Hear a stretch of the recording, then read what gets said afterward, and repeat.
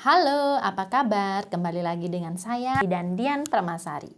Kali ini kita akan membahas mengenai penyebab ASI berkurang. Jadi, banyak sekali ibu-ibu yang di tengah perjalanan menyusuinya mengeluhkan ASINya berkurang, ASINya menjadi sedikit, kemudian merasa bahwa bayinya tidak menyusui dengan puas karena merasa tersugesti bahwa ASINya berkurang.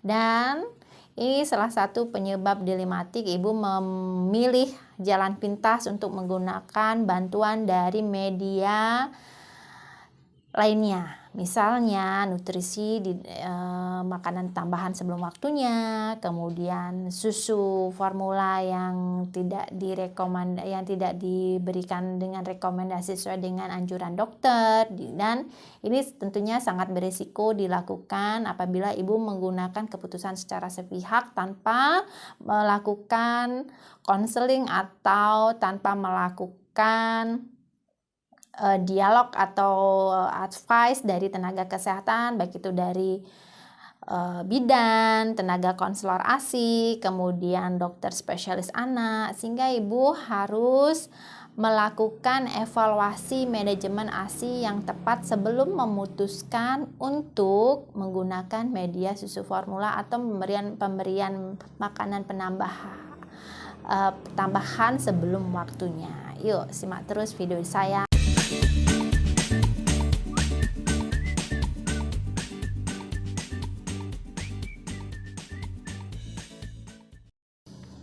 7 penyebab ASI berkurang. Yang pertama adalah stres dan cemas. Stres dan cemas ini adalah hal yang sangat berkaitan dengan kelelahan, baik itu kelelahan fisik, kelelahan psikologi, sehingga dengan rasa cemas, rasa stres ini mempengaruhi kerja dari hormon prolaktin dan hormon oksitosin, di mana kedua hormon ini sangat berperan aktif dalam menghasilkan dan mendistribusikan ASI ibu kepada bayi ibu.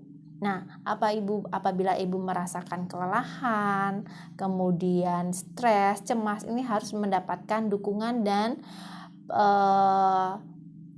penanganan secara tepat ya, sehingga tidak berkelanjutan, tidak menjadi parah ya, tidak ke arah yang berbahaya, sehingga ibu dapat melakukan pengelolaan manajemen stres dengan tepat dan benar, bisa dengan melakukan me time, bisa melakukan kegiatan yang menyebabkan ibu happy, kemudian bisa melakukan relaksasi, dan beban psikologi dan beban fisik itu harus dikelola benar-benar ya. Apabila ibu yang bekerja, ibu-ibu yang melakukan aktivitas terlalu banyak pada saat menyusui, diharapkan dapat diturunkan atau dapat dikurangi, sehingga kalau kelelahan fisik sudah dirasakan dapat berdampak kepada penurunan atau berkurangnya produksi ASI yang biasanya ibunya standar kebersihan kerapiannya sangat perfect sekali. Pada saat menyusui ini harus dikurangi sedikit, harus diturunkan sedikit, karena apabila ibu melakukan harus dengan perfect, harus dengan bersih, harus dengan rapi, ini ibu dapat menyebabkan burning out atau dapat menyebabkan tingkat kecemasan, stres yang tinggi yang dapat mempengaruhi kondisi kesehatan mental ibu, yang dapat berdampak kepada proses itu lagi hormon produksi prolaktin dan oksitosin yang berperan penting dalam menghasilkan dan mendistribusikan ASI akan menjadi drop yang berdampak terhadap berkurangnya produksi ASI. Nah, sehingga pada saat ibu yang sedang menyusui wajib untuk merasakan bahagia, wajib untuk merasakan happy, santai, rileks, dan lakukanlah hal-hal yang membuat ibu merasa nyaman, ibu merasa didukung, ibu merasa dicintai, dan ibu merasa dihargai, sehingga tingkat stres dan tingkat kecemasan dan kelelahan ibu dapat diminimalisir pada saat proses menyusui.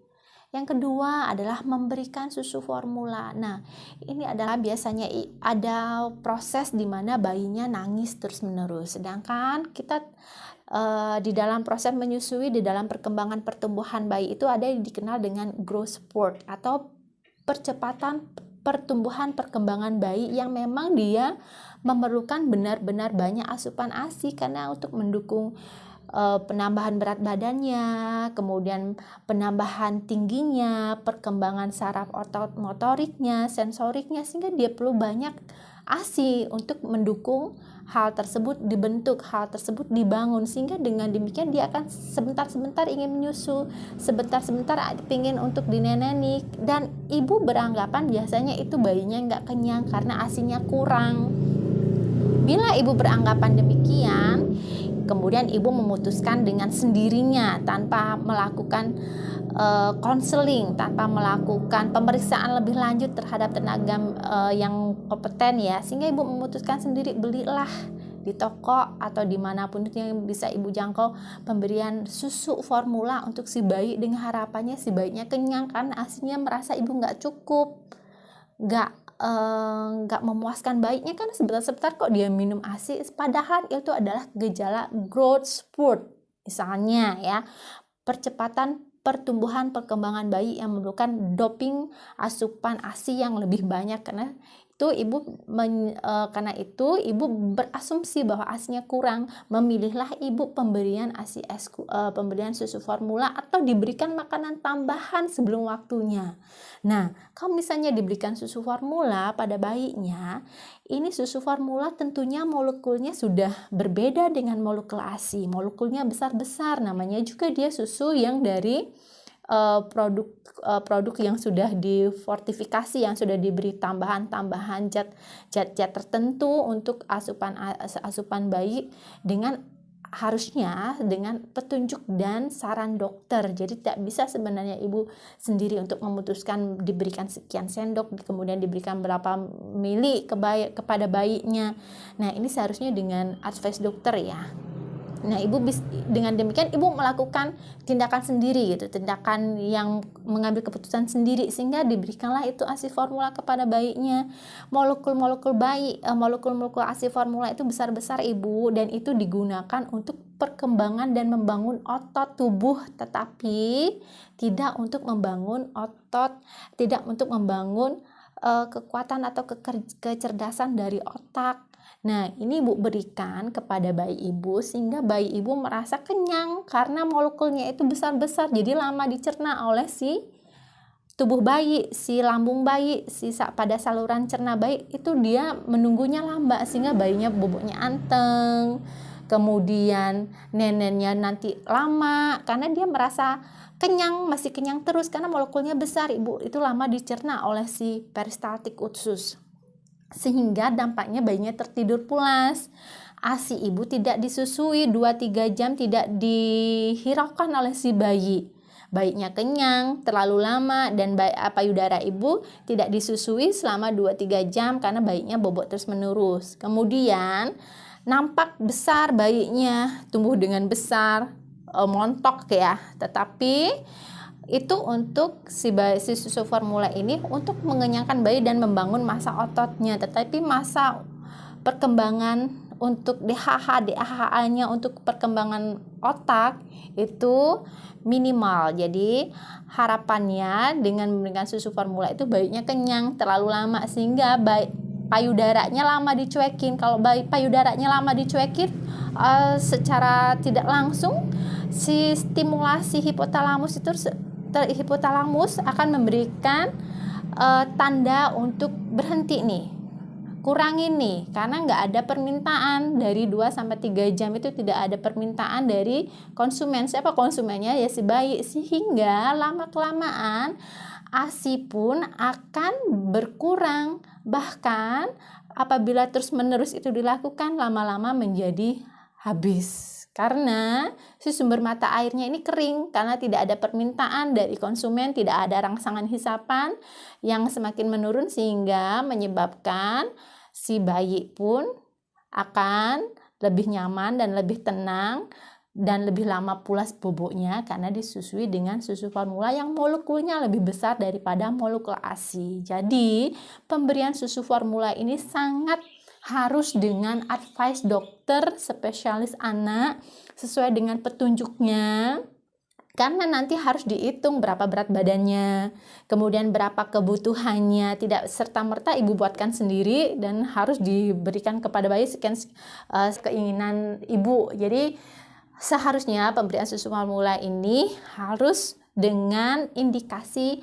dan pemberiannya harus dengan klasifikasi yang ketat dan yang tegas ya, harus ada instrumennya, harus ada klasifikasinya, harus ada pengawasan yang ketat dari dokter spesialis anak tentunya. Nah, ini harus hati-hati sekali dan ibu harus cermat sekali dalam memutuskan susu formula. Lakukan konsultasi lebih dahulu untuk melakukan keputusan yang esensial atau yang penting untuk tumbuh kembang bayi ibu.